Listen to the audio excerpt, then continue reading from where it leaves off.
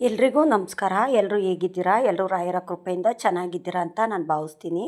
ರಾಯರು ನಿಮ್ಮೆಲ್ರಿಗೂ ಸುಖ, ಶಾಂತಿ, ನೆಮ್ಮದಿ, ಆಯುಸ್ಸು, ಆರೋಗ್ಯ, ಭಾಗ್ಯ ಕೊಟ್ಟು ಕಾಪಾಡಲಿ ಅಂತ ನಾನು ಕೇಳ್ಕೊತೀನಿ. ಬದುಕಲ್ಲಿ ಸೋತಾಗ ಯಾರಾದರೂ ಒಬ್ಬರು ಅವ್ರಿಗೆ ಒಂದು ಸಾಂತ್ವನದ ಮಾತು ಹೇಳೋದು, ಸಮಾಧಾನದ ಮಾತು ಹೇಳೋದು, ಇಲ್ಲ ಏನಾದರೂ ಒಂದು ಧೈರ್ಯ ಅಂಥದ್ದಾದರೆ ಎಷ್ಟು ಸಮಾಧಾನ ಆಗುತ್ತಲ್ಲ. ಈಗ ಬದುಕಲ್ಲಿ ಮೊದಲೇ ಸೋತ್ಬಿಟ್ಟಿರ್ತಾರೆ.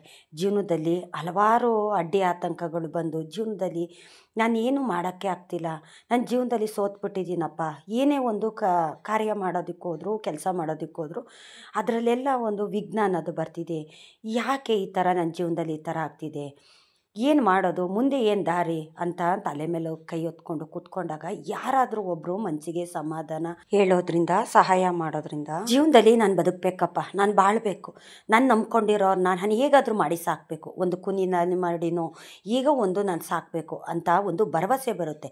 ನಾವು ಪೂಜೆ ಮಾಡಿದಂಥ ದೇವರು ನಮ್ಮ ಕೈ ಹಿಡಿದಾಗ, ಇಲ್ಲ ಯಾರೋ ನಾವು ದಾರಿ ತಪ್ಪಿದಾಗ, ದಾರಿ ತೋರಿಸ್ದಾಗ, ಈ ಥರ ಒಂದು ಜೀವನದಲ್ಲಿ ನಡೆದಾಗ ನಾನು ಬದುಕಬೇಕು, ನಾನು ಬಾಳಬೇಕು, ನಾನು ಹೇಗಾದರೂ ಮಾಡಿ ಜೀವನ ಮಾಡಲೇಬೇಕು, ನಾನು ಸೋಲನ್ನ ಅಷ್ಟು ಬೇಗ ನಾನು ಒಪ್ಕೊಳ್ಳೋದು ಬೇಡ ಅಂತ ಆ ಮನುಷ್ಯನಿಗೂ ಅಷ್ಟೇ ಒಂದು ಧೈರ್ಯ ಅನ್ನೋದು ಬರುತ್ತೆ, ಒಂದು ನಂಬಿಕೆ ಅನ್ನೋದು ಬರುತ್ತೆ. ಜೀವನದಲ್ಲಿ ನನಗೇನು ಇಲ್ಲಪ್ಪ, ಎಲ್ಲವನ್ನೂ ಕಳ್ಕೊಂಡ್ಬಿಟ್ಟಿದ್ದೀನಿ, ಎಲ್ಲರನ್ನೂ ಕಳ್ಕೊಂಡಿದ್ದೀನಿ, ಆದರೆ ರಾಯರೇ ನೀವು ಸಹ ಕೈ ಬಿಟ್ಬಿಟ್ರಲ್ಲ ನನ್ನ, ನಾನೇನು ಮಾಡಬೇಕು ರಾಯರೇ ಅಂತ ಮನುಷ್ಯ ಸೋತ್ಕೊಂಡು ಕೂತಿದ್ದಾಗ ಯಾರಾದರೂ ಒಬ್ಬರು ಸಮಾಧಾನ ಹೇಳಲೇಬೇಕು. ಹೇಳೋ ಅಂಥವ್ರು ಆಯಿತು ಅಂತಂದರೆ, ಇಲ್ಲ ಸಹಾಯ ಮಾಡೋದಾಯಿತು ಅಂತಂದರೆ ಆ ಮನುಷ್ಯನಿಗೂ ಅಷ್ಟೇ ನಾನು ಬದುಕಬೇಕು ಅನ್ನೋದೊಂದು ಹಠ ಛಲ ಅನ್ನೋದು ಬರುತ್ತೆ. ಈಗ ಏನೇ ಒಂದು ಕೆಲಸ ಮಾಡ್ತಾಯಿರ್ತೀರ, ಅದರಲ್ಲಿ ಸೋಲೇ ಬರ್ತಿರುತ್ತೆ, ಅಡ್ಡಿ ಆತಂಕಗಳು ಬರ್ತಿರುತ್ತೆ. ಕೈಗೆ ಹತ್ತಿದ್ರೆ ಬಾಯಿಗೆ ಹತ್ತೋದಿಲ್ಲ, ಹೇಗೆ ಮಾಡೋದು, ನನ್ನ ಜೀವನ ಹೇಗೆ ಮಾಡೋದು, ನಾನು ನಂಬಿದಂಥವ್ರು ನನ್ನ ಕೈ ಬಿಟ್ಟಿದ್ದಾರೆ, ನಾನು ಹಲವಾರು ಜನಕ್ಕೆ ಕಷ್ಟದಲ್ಲಿದ್ದಾಗ ಸಹಾಯ ಮಾಡಿದ್ದೀನಿ, ಆದರೆ ನಾನು ಕಷ್ಟದಲ್ಲಿದ್ದಾಗ ಯಾರು ಇಲ್ವಲ್ಲ ಭಗವಂತ, ಯಾರು ಇಲ್ಲದೇ ಇದ್ದರೂ ಪರವಾಗಿಲ್ಲ, ನೀವಿದ್ದೀರ ಅಂತ ನಾನು ಅಂದ್ಕೊಂಡೆ, ಆದರೂ ನೀವು ಸಹ ನನ್ನ ಕೈ ಬಿಟ್ಬಿಟ್ರಲ್ಲ, ಮತ್ತು ನಾನು ಏನು ಮಾಡಬೇಕು, ನಾನು ಹೇಗೆ ಬದುಕಬೇಕು, ನಾನು ಒಬ್ಬನೇ ಆದರೆ ಜೀವನನ ನಾನು ಹೇಗೆ ಬೇಕಾದರೂ ಮಾಡ್ತೀನಿ, ಆದರೆ ನನ್ನನ್ನು ನಂಬ್ಕೊಂಡು 4 ಜನ ಇದ್ದಾರಲ್ಲ, ಅವ್ರನ್ನ ಸಾಕಬೇಕಲ್ಲ, ಅವ್ರ ಹೊಟ್ಟೆ ತುಂಬಿಸ್ಬೇಕಲ್ಲ. 4 ಜನ 4 ಥರ ಮಾತಾಡ್ತಿದ್ದಾರೆ, ನಾನು ಹೇಗಪ್ಪ ಜೀವನ ಮಾಡಬೇಕು, ಒಂದು ಕಡೆ ಅವಮಾನ, ಒಂದು ಕಡೆ ಸಾಲ, ಒಂದು ಕಡೆ ಕೆಲಸ ಇಲ್ಲ, ನಾನು ನಂಬ್ಕೊಂಡಿರೋರು ಹೊಟ್ಟೆ ತುಂಬಿಸ್ಬೇಕು, ಈ ಥರ ಎಲ್ಲ ಒಂದು ಸಮಸ್ಯೆ ಬಂದಾಗ ಪೂಜೆ ಮಾಡಿದಂಥ ದೇವತೆಗಳು ಕೈ ಬಿಟ್ಟಾಗ ಆ ಮನುಷ್ಯನಿಗೆ ನನಗೆ ಬದುಕೋದೇ ಬೇಡಪ್ಪ ಭಗವಂತ, ನನಗೆ ಸಾವಾದರೂ ಕೊಟ್ಬಿಡು ತಂದೆ, ಆ ಸಾವಲ್ಲಾದರೂ ನೆಮ್ಮದಿ ಅನ್ನೋದು ಕೊಡು, ನಾನು ಸಾಯಬೇಕಾದ್ರೆ ಒಂದು ನೆಮ್ಮದಿ ಅನ್ನೋದು ಕೊಡು, ನನ್ನ ನಂಬ್ಕೊಂಡು ಇದ್ದಾರಲ್ಲ ಅವ್ರ ಜೀವನನಾದರೂ ನೀನು ಚೆನ್ನಾಗಿ ಮಡಗು, ನಾನಿರೋ ಕಡೆ ಒಳ್ಳೆಯದೇ ಆಗ್ತಿಲ್ಲ, ಬರೀ ಕೆಟ್ಟದ್ದು ಆಗ್ತಿದೆ ಅಂತಂದರೆ ಈ ಜೀವ ನನಗೆ ಬೇಡ, ಈ ಜೀವನವೂ ನನಗೆ ಬೇಡ, ಈ ಜೀವನ ನಿನ್ನ ಪಾದಕ್ಕೆ ಕರ್ಕೊಂಬಿಡು ತಂದೆ, ನನಗೇನು ಬದುಕೋ ಅವಶ್ಯಕತೆಯೂ ಇಲ್ಲ, ಬದುಕಬೇಕು ಅನ್ನೋ ಆಸೆನೂ ನನಗಿಲ್ಲ ತಂದೆ, ಆದರೆ ನೀವು ಕೈ ಬಿಟ್ರಲ್ಲ, ನಾನು ಸಾವಲ್ಲಾದರೂ ನಾನು ಕೈ ಹಿಡೀರಿ ತಂದೆ ಅಂತ ಪ್ರತಿಯೊಬ್ಬ ಮನುಷ್ಯನು ಕಷ್ಟದಲ್ಲಿರೋನು ಈ ರೀತಿ ರಾಯರ ಮುಂದೆ ಕೂತ್ಕೊಂಡು ಕೇಳುವಂಥದ್ದು. ರಾಯರನ್ನ ನಂಬ್ಕೊಂಡಿರೋರು ಯಾರಿಗೂ ಅಷ್ಟೇ ರಾಯರು ಸಾವು ಅನ್ನೋದು ಕೊಡೋದಿಲ್ಲ.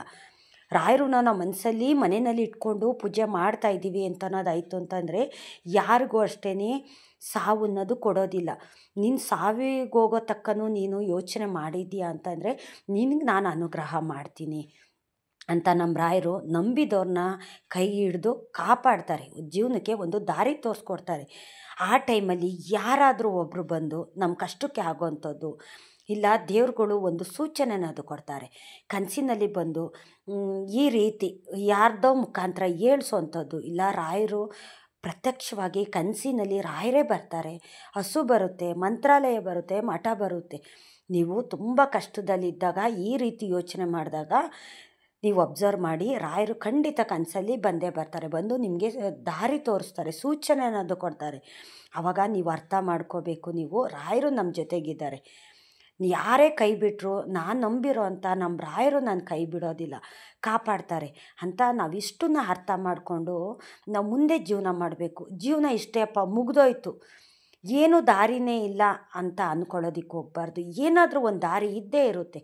ಬದುಕಲ್ಲಿ ಸೋತಾಗ ಒಂದು ದಾರಿ ಮುಚ್ಚೋದ್ರೆ ಇನ್ನು ಹಲವಾರು ದಾರಿ, ಇನ್ನೂ 100 ದಾರಿ ತೆಗೆದಿರುತ್ತೆ, ನಾವು ದಾರಿ ಹುಡುಕ್ತಾ ಹೋಗಬೇಕು.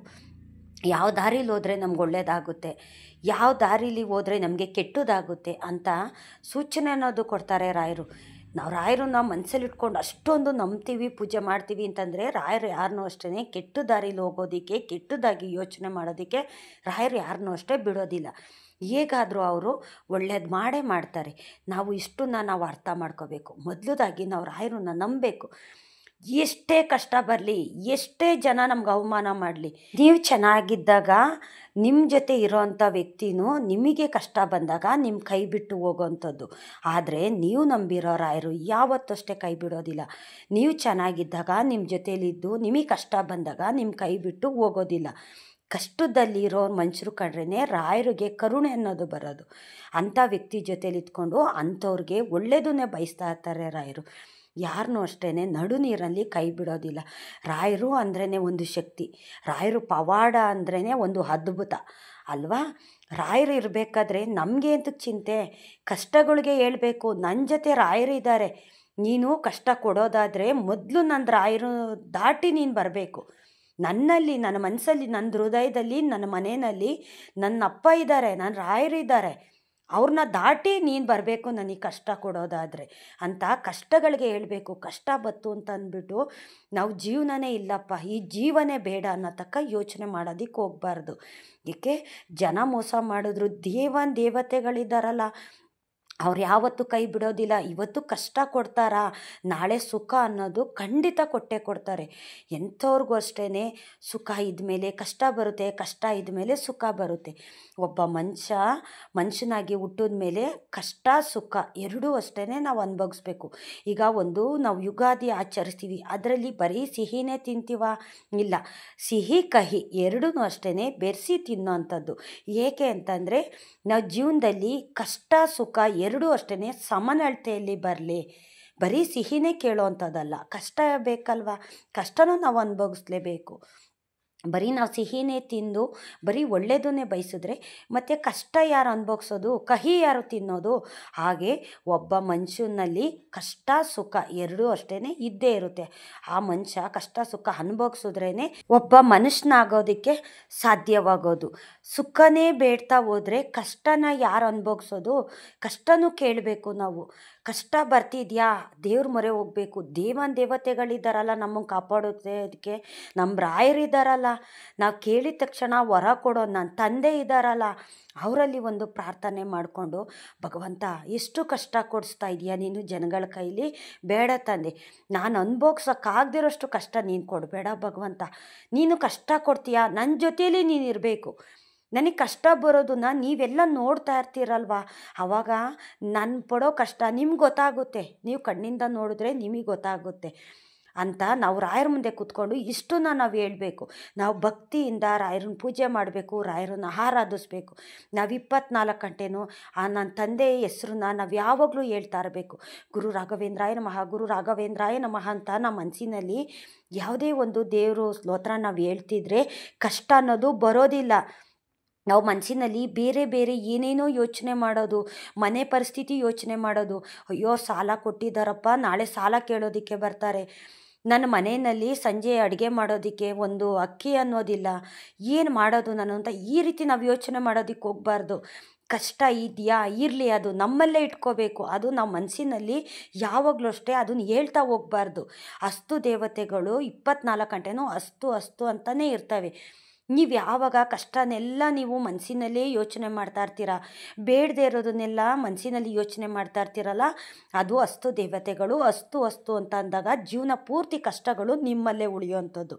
ಅದಕ್ಕೆ ನಾನು ಸುಮಾರು ವಿಡಿಯೋಗಳಲ್ಲಿ ಹೇಳೋದು, ನಿಮ್ಗೆ ಎಷ್ಟೇ ಕಷ್ಟ ಬರ್ತಾ ಅದು ನಿಮ್ಮಲ್ಲೇ ಇರಲಿ, ನಿಮ್ಮ ಮನೆಯಲ್ಲೇ ಇರಲಿ.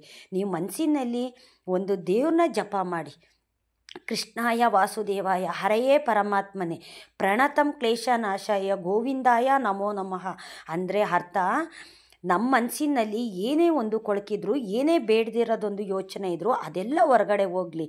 ನನ್ನ ಮನಸ್ಸಿನಲ್ಲಿ ಸದಾ ಕಾಲ ನೀವಿರಬೇಕು ಅನ್ನೋದು ಇದಕ್ಕೆ ಅರ್ಥ. ನಾವು ಯಾವಾಗಲೂ ಭಗವಂತನ ಜಪ ಮಾಡ್ತಿದ್ರೆ ರಾಘವೇಂದ್ರಾಯ ನಮಃ ಅಂತ ನಮ್ಮ ಮನಸ್ಸಿನಲ್ಲಿ ಯಾವಾಗಲೂ ಒಂದು ನಾವು ರಾಯರು ಹೆಸರು ಹೇಳ್ತಾ ಇದ್ದರೆ ಆ ಮನಸ್ಸಿಗಾಗಲಿ ಆ ಮನೆಗಾಗಲಿ ಕಷ್ಟಗಳು ಬರೋದಿಲ್ಲ. ಇವ್ರ ಮನಸ್ಸಿನಲ್ಲಿ ಯಾವಾಗಲೂ ದೇವ್ರ ಜಪನೆ ಮಾಡ್ತಿದ್ದಾರೆ, ನಾನು ಅಲ್ಲಿಗೆ ಹೋಗೋಕ್ಕಾಗೋದಿಲ್ಲ ಅಂತ ಕಷ್ಟಗಳು ಅಷ್ಟೇ ಎದ್ರುಕೊಂಡು ನಿಮ್ಮ ಮನೆ ಬಾಗಿಲಿಂದ ಒಳಗಡೆ ಬರೋದಿಲ್ಲ, ಬಾಗಿಲಿಂದ ಹೊರಗಡೆನೇ ಹಾಗೆ ಹೊರಟೋಗ್ತವೆ. ನಿಮ್ಗೆ ಎಷ್ಟೇ ಕಷ್ಟ ಬರ್ತಾ ಇರಲಿ, ಕಷ್ಟಪಡಲೇಬೇಕು. ನಾವು ಮನುಷ್ಯರಾಗಿ ಹುಟ್ಟಿದ ಮೇಲೆ ಸುಖನೂ ಕೇಳ್ತೀವಲ್ಲ, ಅದೇ ರೀತಿ ಕಷ್ಟನೂ ಅನುಭವಿಸ್ಲೇಬೇಕು. ಆದರೆ ಕಷ್ಟ ಬಂದಾಗ ಈ ರೀತಿ ನೀವು ದೇವರ ಒಂದು ಸ್ತೋತ್ರ ಅಂತ ಹೇಳಿ ದೇವಸ್ಥಾನಗಳಿಗೆ ಪ್ರತಿದಿನ ದೇವಸ್ಥಾನಗಳಿಗೆ ಹೋಗಿದ್ದು ಬನ್ನಿ. ಆಂಜನೇಯನ ದೇವಸ್ಥಾನಕ್ಕೆ ಎಳ್ಳು ಬತ್ತಿ ಹಚ್ಚಿ, ಶನಿವಾರ ಆಂಜನೇಯನ ದೇವಸ್ಥಾನಕ್ಕೆ ಎಳ್ಳು ಬತ್ತಿ ಹಚ್ಚಿ. ನೀವು ಡೈಲಿ ಆಂಜನೇಯನ ದೇವಸ್ಥಾನಕ್ಕೆ ಹೋಗೋದ್ರಿಂದ ಎಂಥ ಕಷ್ಟಗಳು ಸಹ ಬರೋದಿಲ್ಲ. ಇದನ್ನು ನೀವು ಒಂದು 9 ವಾರ ಇಲ್ಲ ಒಂದು 11 ವಾರ ಪ್ರತಿದಿನ ಆಂಜನೇಯನ ದೇವಸ್ಥಾನಕ್ಕೆ ಹೋಗಿ ನೀವು ಅಲ್ಲಿ ಒಂದು 5 ನಿಮಿಷ ಕೂತ್ಕೊಂಡು ನನ್ನ ತಂದೆ ಸ್ತೋತ್ರ ಹೇಳಿ, ರಾಯರು ಸ್ತೋತ್ರ ಹೇಳಿ, ನಿಮ್ಮ ಮನಸ್ಸಿನಲ್ಲಿ ಯಾವ ದೇವರು ಸ್ತೋತ್ರ ಬರುತ್ತೋ ಅದನ್ನೆಲ್ಲ ಹೇಳ್ತಾ ಹೋಗಿ. ಯಾರು ಅಷ್ಟೇ, ಯಾರ ಮನಸ್ಸಲ್ಲೂ ಕಷ್ಟ ಅನ್ನೋದು ಬರೋದಿಲ್ಲ. ಆಂಜನೇಯ ಸ್ವಾಮಿಗೆ ಎಂಥ ಗಂಡಾಂತರನೂ ಸಹ ಬರೋದಿಲ್ಲ. ನಾನು ಅದಕ್ಕೆ ಡೈಲಿ ನಾನು ತಪ್ಪದೆ ಆಂಜನೇಯನ ದೇವಸ್ಥಾನಕ್ಕೆ ನಾನು ಪ್ರತಿದಿನ ಹೋಗೋವಂಥದ್ದು. ನನಗೆ ಹೋಗೋಕ್ಕಾಗಿಲ್ಲ ಅಂತಂದರೆ ಮನಸ್ಸಿನಲ್ಲೇ ನಾನು ಆ ತಂದೆನ ಆರಾಧಿಸ್ತೀನಿ. ನಾನು ಬರೀ ರಾಘವೇಂದ್ರ ಸ್ವಾಮಿ ಅಂತಲ್ಲ, ನಾವು ಪ್ರತಿಯೊಂದು ದೇವ್ರನ್ನೂ ಅಷ್ಟೇ ನಮ್ಮ ಮನಸ್ಸಿನಲ್ಲಿ ಆರಾಧಿಸ್ತಿದ್ರೆ, ನೆನೆಸ್ಕೋತಾ ಇದ್ದರೆ ಯಾವುದೇ ಒಂದು ಕಷ್ಟ ಆಗಲಿ ನಮ್ಮ ಹತ್ರ ಆಗಲಿ, ನಮ್ಮ ಮನೆ ಹೊಸ್ಲು ದಾಟಿನೂ ಸಹ ಕಷ್ಟ ಅನ್ನೋದು ಬರೋದಿಲ್ಲ. ನಿಮಗೆ ಕಷ್ಟ ಇತ್ತಾ ಇರಲಿ, ಇವತ್ತು ನಮಗೆ ಕಷ್ಟ ಇದೆ, ಕೊಟ್ಟಿದ್ದಾರೆ, ಆದರೆ ನಾವು ಅನುಭವಿಸ್ಲೇಬೇಕು. ಆದರೆ ಮನಸ್ಸಿನಲ್ಲಿ ನಾವು ದೇವ್ರನ್ನ ಜಪ ಮಾಡೋದು, ದೇವಸ್ಥಾನಕ್ಕೆ ಹೋಗೋದು, ದೇವ್ರ ಮೊರೆಗೆ ಹೋಗೋದ್ರಿಂದ ನಮ್ಮ ಕಷ್ಟ ಎಲ್ಲ ದೂರ ಮಾಡೇ ಮಾಡ್ತಾರೆ. ದೇವ್ರುಗಳಿಗೆ ಗೊತ್ತಾಗುತ್ತೆ ನೀನು ಮನಸ್ಸಿನಲ್ಲಿ ಎಷ್ಟು ಭಕ್ತಿ ಇದೆ, ಎಷ್ಟು ನೀನು ಆರಾಧಿಸ್ತಾ ಇದೆಯಾ, ಯಾರಿಗೂ ನೀನು ಕೆಟ್ಟದ್ದು ಮಾಡ್ತಾಯಿಲ್ಲ, ಯಾರಿಗೂ ಮೋಸ ಮಾಡ್ತಾಯಿಲ್ಲ, ಯಾರ ಸೊತ್ತು ನೀನು ಕಿತ್ಕೊಂಡು ತಿಂತಾಯಿಲ್ಲ, ನ್ಯಾಯ ರೀತಿ ಬದುಕ್ತಾ ಇದೆಯಾ. ಅನ್ನ ತಿನ್ನೋಕ್ಕಾಗಿಲ್ಲ ಅಂತಂದರೂ ಗಂಜಿ ಕುಡ್ದಾದ್ರೂ ನೀನು ಬದುಕ್ತಾ ಇದೆಯಾ.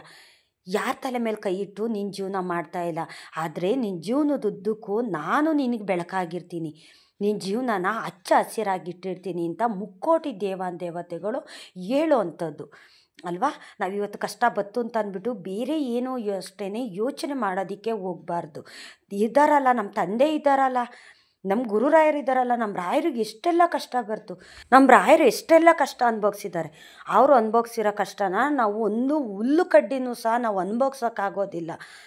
ಊಟ ಇಲ್ದಿರ ಬರೀ ನೀರು ಕುಡ್ಕೊಂಡು ಜೀವನ ಮಾಡಿದ್ದಾರೆ.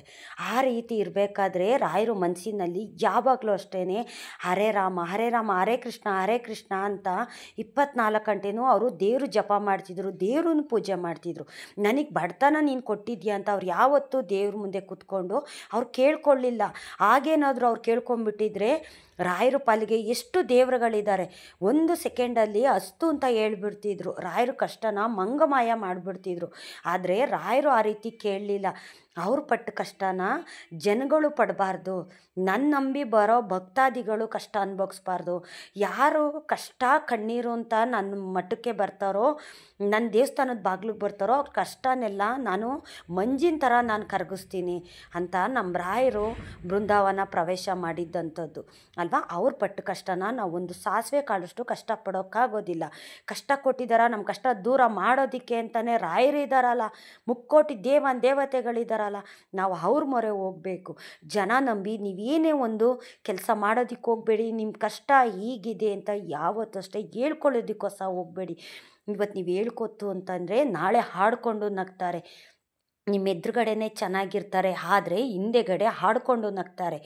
ನೀವು ಒಬ್ಬರ ಕೈಲಿ ಹೇಳ್ಕೊಂಡು ಬಂದರೆ ಅವರು 100 ಜನ ಕೈಲಿ ಹೇಳ್ಕೊಂಡು ಬರ್ತಾರೆ. ಅವ್ರ ಮನೆ ಸ್ಥಿತಿ ಹಾಗಿದೆ, ಅವ್ರ ಮನೆ ಪರಿಸ್ಥಿತಿ ಹೀಗಿದೆ, ಅವ್ರಿಗೆ ಜೀವನ ಮಾಡೋದಕ್ಕೆ ಏನೂ ಇಲ್ವಂತೆ ಅಂತ ಹಾಡಿಕೊಂಡು ನಗ್ತಾರೆ. ನೀವು ಜನದ ಹತ್ರ ಹೇಳ್ಕೊತೀರಲ್ಲ, ಅಷ್ಟು ಟೈಮ್ನ ನೀವು ದೇವ್ರ ಮುಂದೆ ಕೂತ್ಕೊಂಡು 2 ದೀಪ ಹಚ್ಬಿಟ್ಟು ನನ್ನ ತಂದೆ ನನ್ನ ಕಷ್ಟ ಹೀಗಿದೆ, ನನ್ನ ಕಷ್ಟ ದೂರ ಮಾಡಿ ಭಗವಂತ ಅಂತ ಈ ರೀತಿ ನೀವು ರಾಯರ ಹತ್ರ ಹೇಳ್ಕೊಳ್ಳಿ, ನಿಮ್ಮ ಮನೆ ದೇವ್ರ ಹತ್ರ ಹೇಳ್ಕೊಳ್ಳಿ. ಗಣೇಶನ ದೇವಸ್ಥಾನಕ್ಕೆ ಹೋಗಿದ್ದು ಬನ್ನಿ. ನೀವೇನೇ ಒಂದು ಕೆಲಸ ಮಾಡಿದ್ರು ಅಷ್ಟೇ ಯಾವುದೇ ಅಡ್ಡಿ ಆತಂಕ ತೊಂದರೆ ತಾಪತ್ರೆ ವಿಘ್ನಗಳು ಬರೋದಿಲ್ಲ. ನೀವು ವಾರಕ್ಕೊಂದು ಸತಿ ಹೋಗೋಕ್ಕಾಗಿಲ್ಲ ಅಂದರೆ 2 ವಾರಕ್ಕೊಂದು ಸತಿನಾದರೂ ಗಣೇಶನ ದೇವಸ್ಥಾನಕ್ಕೆ ಹೋಗಿ ಒಂದು ಪೂಜೆ ಅಂತ ಮಾಡಿಸ್ಕೊಂಡು ಬನ್ನಿ, ತುಂಬ ಒಳ್ಳೆಯದಾಗುತ್ತೆ. ಆಂಜನೇಯನ ದೇವಸ್ಥಾನಕ್ಕೆ ಹೋಗಿದ್ದು ಬನ್ನಿ. ಯಾವ ಕಷ್ಟನೂ ಅಷ್ಟೇ ನಿಮ್ಮ ದಾಟಿ ನಿಮ್ಮ ಮನೆ ಒಳಗಡೆ ಬರೋದಿಲ್ಲ. ಈಗ ಧನುರ್ಮಾಸ ಆಗಿರೋದ್ರಿಂದ ಅಶ್ವತ್ಥ ಕಟ್ಟೆಗೆ ಪೂಜೆ ಮಾಡಿ. ಅಶ್ವತ್ಥ ಕಟ್ಟೆಗೆ ಪೂಜೆ ಮಾಡಿದ್ರೆ ತುಂಬ ಒಳ್ಳೆಯದಾಗುತ್ತೆ. ಅರಳಿ ಮರ ಪ್ರದಕ್ಷಿಣೆ ಹಾಕೋದ್ರಿಂದ ನಿಮ್ಮ ಕಷ್ಟ ಎಲ್ಲ ದೂರ ಆಗುತ್ತೆ. ಅರಳಿ ಮರದಲ್ಲಿ ಬ್ರಹ್ಮ ವಿಷ್ಣು ಮಹೇಶ್ವರ 3 ಜನನೂ ನಿಲ್ಲಿಸಿರೋವಂಥದ್ದು. ಅವ್ರಿಗೆ ಡೈಲಿ 9 ಸುತ್ತು ಪ್ರದಕ್ಷಿಣೆ ಹಾಕಿ ಪೂಜೆ ಮಾಡೋದ್ರಿಂದ ನಿಮ್ಮ ಕಷ್ಟ ಎಲ್ಲ ಮಂಜಿನಾಗಿ ಕರಗೋಗುತ್ತೆ. ಇದನ್ನೆಲ್ಲ ತಪ್ಪದೆ ಯಾರು ಪಾಲಿಸ್ತಾರೋ ಅವ್ರ ಜೀವನದಲ್ಲಿ ಯಾವುದೇ ಒಂದು ಕಷ್ಟ ಆಗಲಿ ನಷ್ಟ ಆಗಲಿ ಬರೋದಿಲ್ಲ. ಅವ್ರ ಜೀವನ ಹಚ್ಚ ಹಸಿರಾಗಿರುತ್ತೆ. ಇಷ್ಟೊತ್ತು ನನ್ನ ವಿಡಿಯೋ ನೋಡಿದ್ದಕ್ಕಾಗಿ ತುಂಬ ಹೃದಯದ ಧನ್ಯವಾದಗಳು. ರಾಯರು ನಿಮ್ಮೆಲ್ರಿಗೂ ಸುಖ ಶಾಂತಿ ನೆಮ್ಮದಿ ಆಯುಸ್ಸು ಆರೋಗ್ಯ ಭಾಗ್ಯ ಕೊಟ್ಟು ಕಾಪಾಡಲಿ ಅಂತ ನಾನು ಕೇಳ್ಕೊತೀನಿ.